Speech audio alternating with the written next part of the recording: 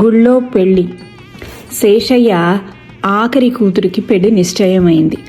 గుళ్ళో పెళ్లి చేయడానికి అందరూ ఒప్పుకున్నారు, కానీ ఏ గుడిలో చేయాలన్న విషయం ఏ ఇద్దరికి అభిప్రాయం కలవలేదు.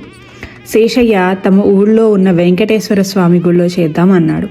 పెద్ద కొడుకు హనుమతి పాసి హనుమంతుడి గుళ్ళో పెళ్లి జరగాలన్నాడు.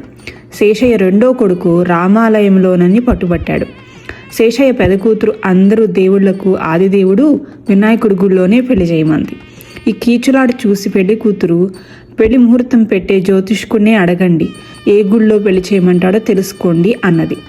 జ్యోతిష్కుడు అందరి అభిప్రాయాలు విని, పెళ్లి ఏ గుడిలోనూ జరగటం అంత మంచిది కాదు. వెంకటేశ్వరుడికి ఇద్దరు పెళ్ళాలు. హనుమంతుడు ఘోటక బ్రహ్మచారి, వినాయకుడు బ్రహ్మచారి అని కొందరు, ఆయనకి ఇద్దరు పెళ్ళాలని కొందరు అంటారు.